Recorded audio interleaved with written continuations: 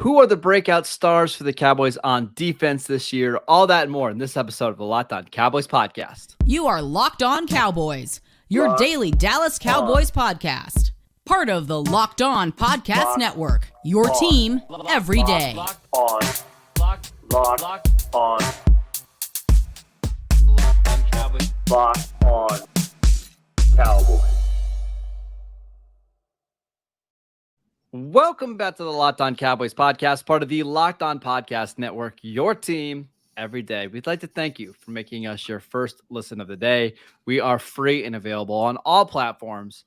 Today's episode is brought to you by BetOnline. BetOnline has you covered this season with more props, odds, and lines than ever before. BetOnline, where the game starts. I am Marcus Mosher. You can follow me on Twitter at Marcus_Mosher. He is Landon McCool. Check him out on Twitter at McCoolBCB. Landon, how's it going, sir? It's going well. It was nice to kind of go back and watch this tape again this week. I actually saved the defensive tape a little bit for the later in the afternoon as a treat, which is always fun to save yourself a treat. But yeah, lots to talk about. Obviously, defense, unsurprisingly, was really a lot of fun to watch. And frankly, the offense wasn't so bad to watch either. They were doing some interesting stuff. It just wasn't always as successful as you'd hoped. Yeah, so we're going to talk about some of the all-22 notes that we have from this game. But I want to start on defense. You guys know Micah Parsons. You know Trevon Diggs and DeMarcus Lawrence. Those guys are making big plays every single week. We don't have to talk about them every week, although it's a lot of fun. I will say there's a lot of fun to talk about Micah Parsons. But let's talk about some of the other players on defense that have really had breakout seasons and breakout performances like in Week 5. Who would you say was the biggest breakout star from Week 5? You know, it's interesting because last week you would say it was Donovan Wilson without a doubt, right? Yep. He clearly had a huge game. This week it just felt like it was a crew of folks kind of cycling in and out. I really thought that, you know, the kind of all the defensive ends. I mean, we talked about Parsons, we talked about D-Law, but Dorance Armstrong, Sam Williams, Dante Fowler all played really, really fantastic games. And I think that's been like a huge boost to the Cowboys' ability to, you know, not obviously only have to rely on Micah Parsons, though Micah Parsons is obviously what's generating, you know, the attention of the pass rush. The fact that those other guys are able to kind of get in there and eat on a regular basis has been really, really important. And then kind of continuing inside, I thought both Tristan Hill and Odigizua had fantastic games on Sunday. Odigizua is a guy that we know has been a player. He's made plays, it seems like, every week. The numbers of plays has kind of increased as we've gone along. But I think a guy that you know, we didn't know what to expect for before the season and kind of has really shown out is Tristan Hill. I've been really impressed with his ability to kind of be moved up and down the defense. He's just so physical and he's so hard to keep blocked. I mean, he just is a handful constantly. And just plays with such energy and relentlessness.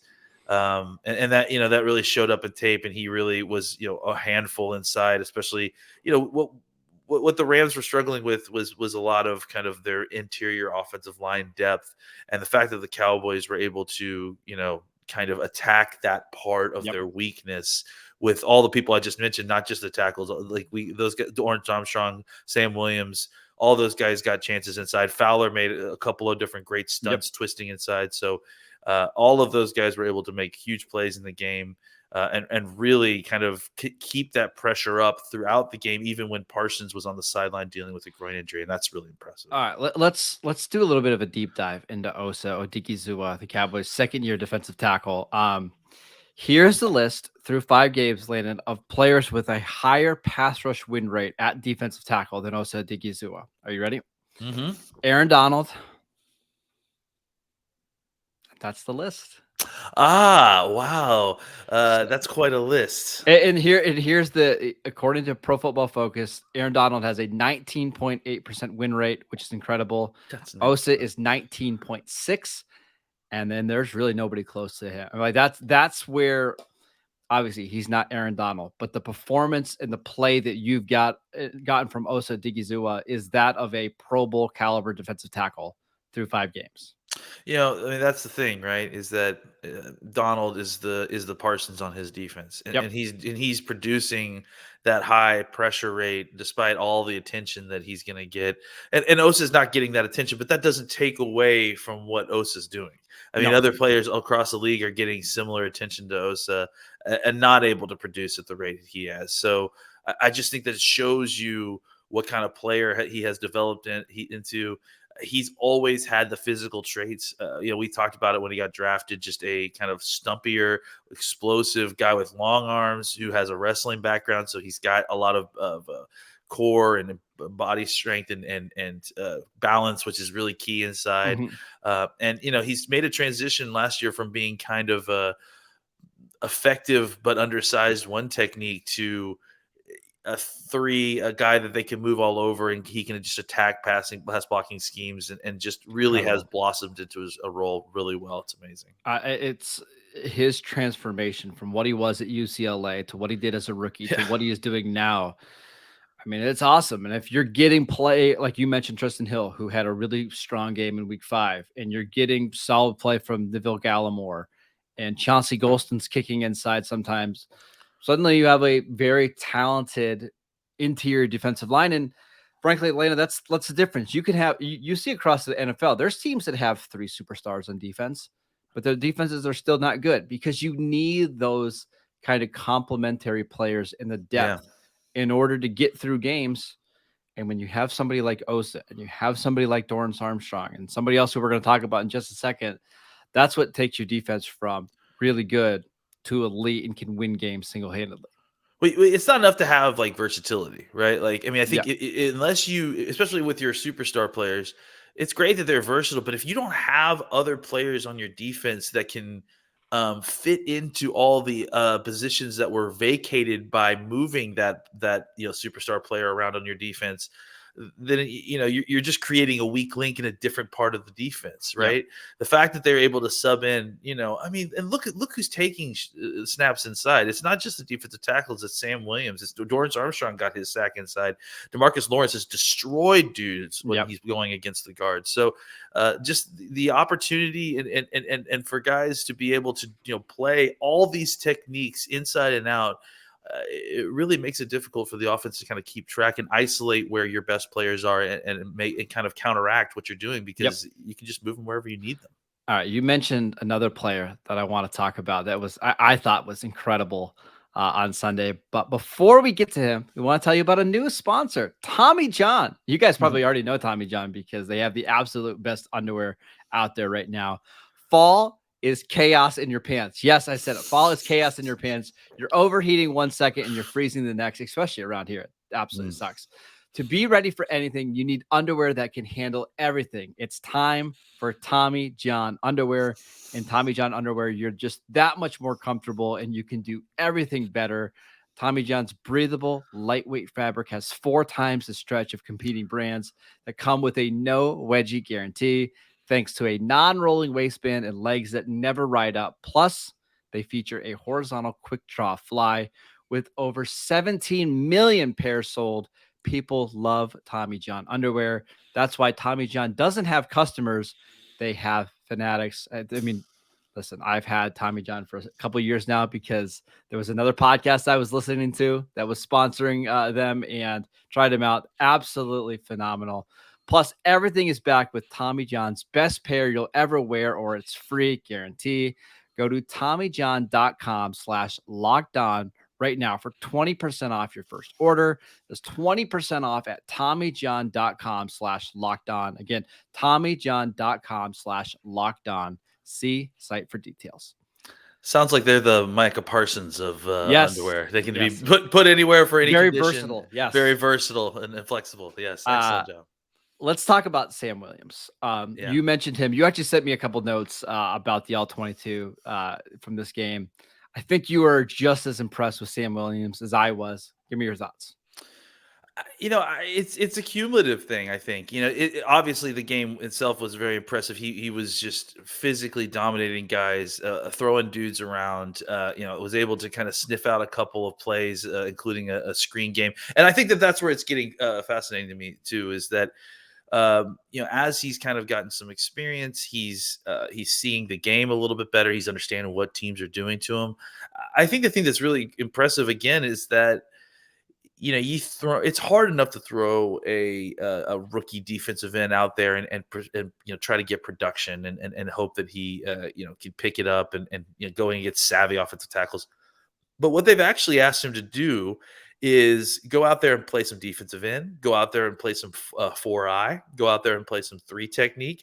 He's been going against guards. He's been going inside the tackle. And it hasn't been too much for him. And in fact, that versatility, his head may have been spinning a little bit early on, but that versatility and that ability to kind of move him around, it's much like what we just talked about with Parsons. It started out as a situation where you're hoping to get positive snaps at the opposite spots of where you're moving these other guys in. But what's actually happening now is his physicality, his power has transformed his usefulness from just being an explosive outside pass rusher to a real game wrecker inside, man. I mean, he's really hard for these guards to stop because he gets upfield so quickly like a defensive end, and then he plays with such power. I mean, I think that's the thing that's just been shocking since having him arrive on the team is we all knew about the explosion. We all knew about the speed that he had. None of those things were surprising to us. I think, one thing I really feel like I'm going to start adjusting with my kind of evaluation of some of these defensive ends is, when guys are this violent, like just like their game is not finesse, man. Like he gets up the field like some of those, like I think about Harold Landry. I think about him coming out of college, right? Like, and he was an explosive guy that you wanted to just kind of work on the rest of the aspects of his game, right? To me, what I feel like a lot of people, including myself, missed with Sam Williams is that he had that level of NFL violence from day one. And was ready to play a violent game. Well, and that's the advantage of playing in the SEC as well, Yeah, right? Like absolutely. you play SEC offensive lineman, you can't be a finesse player, or you're just going to get run all over. And that's a something that he already has in his toolbox. Couple PFF stats on him really quickly. The Cowboys have increased his pass rush snaps in every single week. And it's not a coincidence that his grade has gone up every week. I'll just read them to you. Week 1, 28.5. 34.8, 48.0, 63.1, 91.6 in week 5. On top of that, what you're seeing is just growth, right? Here's his win rates since week 1. 0, 0, 8, 18.2, 25.0 in week 5. One of the highest graded defensive ends in the NFL in week 5. And he's playing a lot of snaps. Like he was only playing a few snaps per game in the early part of the season. He played 44 on Sunday. Yeah, I mean, I think the plan had always been let's get him out there. Let's see what he can do. Clearly, he's a physical specimen. Look, there was always something about him that we needed to kind of discover, right? It like some of the pre draft analysis on him. Look, there was some off-field stuff that kind of clouded his evaluation, obviously, but even the pre-draft evaluation didn't quite match up to what like it felt like there's a cognitive dissonance. Like, oh, okay, this guy's got a lot to learn. He's explosive, but he's got a long ways to go with his hands, and you're sitting there looking at it like, yeah, but he also had 13.5 sacks in the SEC last year, and he's a great athlete. It's like, hey, he'll figure it out. Only translate. And so he did. Like the Cowboys, to their credit, were not afraid to throw him out there, see what he could do, and not just feel like they had to isolate him as a defensive end, as a right defensive end or a left defensive end, and silo him into one thing. They found that they knew he had a skill set that they could use right away. He just is such a physical specimen, and they weren't afraid to kind of give him a non-traditional role to kind of play into early on, and it really paid dividends. I mean, you put the numbers out there. That jump from 8% win rate to 18 is about as big a jump as you're going to get. So if he can maintain, an above 18% win rate, if he's hovering around, if he's hovering around 15%, I'd be thrilled. I'd be thrilled. Absolutely. I mean, he's up at 18. We're having a different conversation about Sam Williams. Seriously. Party at the quarterback every week. Yeah, absolutely. We should also mention one more defensive end. I just want to spend a couple of minutes on him. Dorance Armstrong. Yeah, I mean, jeez. We saw him make a leap in year 4, which was last year, right? Like he went from I don't know, what do you want to say, a mediocre player to an average player in 2021. And I feel like he's gotten even better this year. I still think probably borderline starter is probably what he is on defense. However, his impact goes way beyond just making plays on defense. And listen, we talked about this last year, but like he is legitimately a great special teams player. Like this isn't a fluke what he's doing now on special teams. I would disagree a little bit, just on the sense that I think he's a starter. You know, I mean, I think he's starter level quality, and the fact is that he's kind of part of a rotation as your third guy. I guess the best way to put it is incredible, and I think that is that value of getting kind of starter level snaps at a variety of positions, because again, let's talk about what Armstrong's done. He's kind of been moving in around a lot too. I mean, he got his sack inside against a guard as well. So I think that ability for Armstrong, who even more so than the rest of these guys, has a level of versatility to, kick inside to rushes against the guard. He obviously has a defensive end skills. We've seen him, kind of play out of a 2-point stance and drop into passing lanes if he needs to. So I just think that he has starter quality traits. Mm-hmm. We can haggle about that. That's a very nebulous term, but I think that the thing that really kind of boosts that value even further is that he gives you that quality at a variety of different positions, and he's really the glue guy. I think he's the guy that kind of makes we're going to move Parsons over here. Armstrong, make it work over on where he was, and I think that's an incredible trait to have again. They win in different ways, but it reminds me a little bit of Tyrone Crawford, where, we've got DeMarcus Lawrence, we've got Randy Gregory. Hey, Crawford, just go win your matchup and be good enough that, hey, you can win 15% of the time as a pass rusher. Like that's what Dorance Armstrong is doing, plus giving you monster plays on special teams, like game-changing plays on special teams 2-3 times a year now. Like this is not a fluke. Yeah, I mean, he's a special teams ace. I think it's pretty safe to say at this point. And that plus his defensive usefulness. I mean, to be able to play in any spot and play it at least an average level, that's a valuable piece. All right, let's talk about the offense. But before we do that, I'll tell you about BetOnline. BetOnline.net is your number one source for all of your football betting info this season. Find all the latest player developments, team matchups, news, podcasts, and in-depth articles and analysis on every game that you can find. And as always, BetOnline remains your continued source for all of your sports wagering information, with live betting and up-to-the-minute scores for every single sport out there. It is the fastest and easiest way to check in on all of your favorite games and events, including NFL, NBA, MLB, MMA, boxing, and golf. Head to betonline.net or use your mobile device to learn more. BetOnline, where the game starts. All right, let's talk about the offense, which is far less exciting. What were just some of your big takeaways after watching the film? I mean, my biggest takeaway is that Aaron Donald was the best player on the field on Sunday. I mean, he's pretty good. Wasn't really close. I mean, Parsons had a really great game too, but Donald was all up and down the line. He destroyed everyone he played against, whether it was Tyler Smith at left tackle or Zach Martin at right guard. Yep. He was destroying everybody. And so basically the Cowboys, were trying to figure out ways to adjust to what he was doing and get away from him, and it was kind of what we talked about, like whether it was getting pitches outside or trying to run wide zone away from him and just figure out a way to seal him off on the backside. They had to find a way to get the ball out quickly to playmakers and just watch out for Aaron Donald. And it was a struggle at times, no matter who he was lined up against. Which is not surprising. Yeah, just to kind of just a bunch of notes just to throw at you. Dalton Schultz doesn't look right. Yeah. And I think it might be time to consider like cutting back his snaps a little bit until he shut him down. Just shut him down and see if he can get McCool up for a week.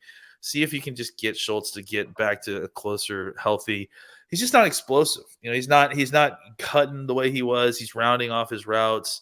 That out route early in the game to Schultz on the first drive, I'm pretty sure, it was an outside throw, but I'm pretty sure that Rush was expecting Schultz to be a little bit further along in his route when he threw the ball. So I just throwing that out there. I thought that they were doing some really interesting kind of mixture of personnel and kind of motions and stuff. We saw a lot of stuff in the run game early, especially some orbital motions.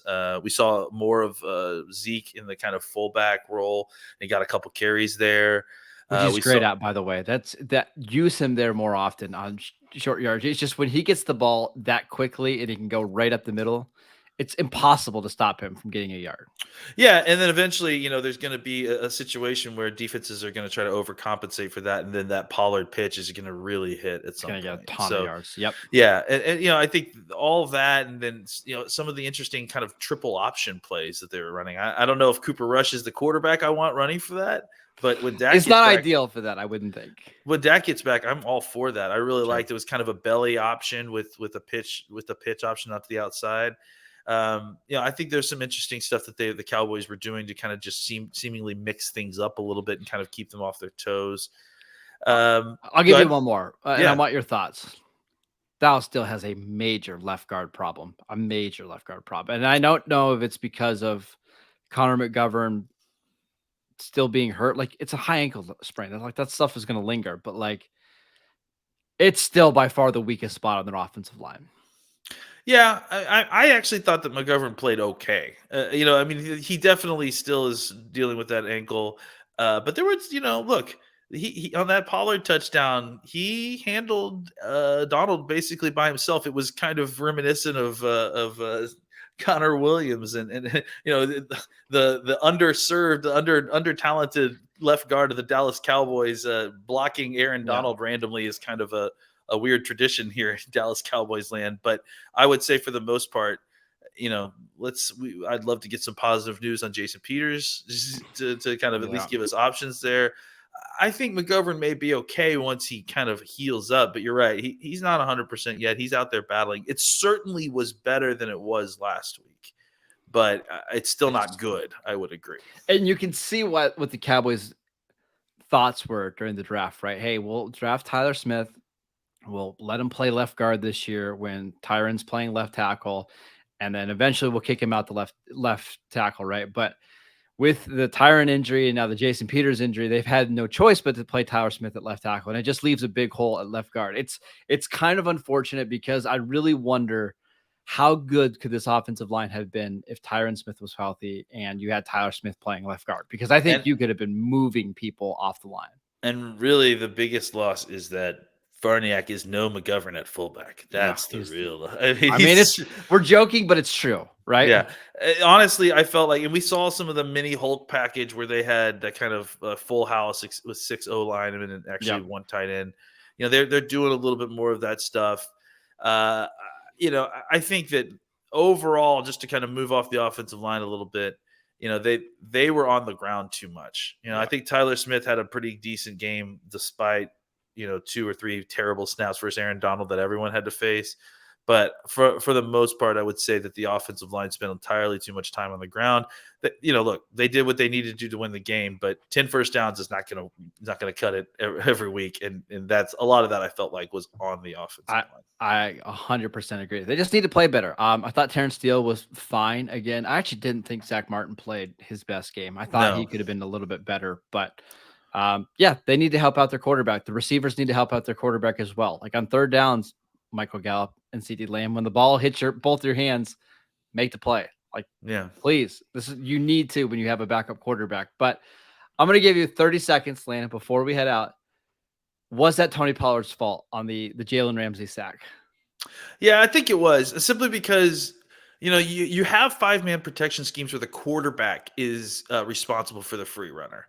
You don't have very many 6-man protection schemes where the quarterback is responsible. Now, I understand that the back is usually in a lot of these protections. He's working inside out threat-wise, but you got to identify that. I mean, you got to see that he's uncovered and he's coming, and he kind of very briefly just looked outside and then kind of almost immediately went inside where he just absolutely was not needed. So I think it was his fault.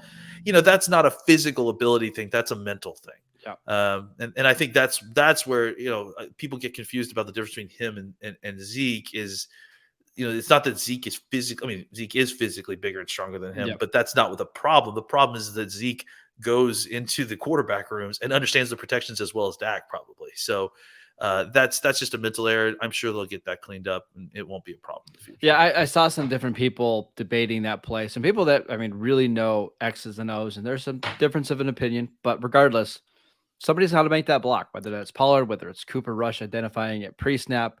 That kind of stuff can't happen. And hopefully that's what the Cowboys will be able to clean up over the next couple of days. Remember, we're peeking through keyholes here because, we're just going by general protections because I don't know what specifically they have in the game plan. So it's always important to add that context. Yep. All right. That is it for today's show. Thank you for making Locked On Cowboys your first listen every day. Now make your second listen to Peacock and Williamson NFL show. Brian Peacock and former NFL scout Matt Williamson give you the expert NFL analysis in less than 30 minutes. It's free and available wherever you get your podcasts, all the same places that you get the Locked On Cowboys podcast. Check us out over on YouTube. Please subscribe, like our videos over there. We'll be back on Wednesday to answer your Twitter questions. So make sure that you send them to me at Marcus_Mosher. Follow Landon at McCool BCB. We'll see you guys next time.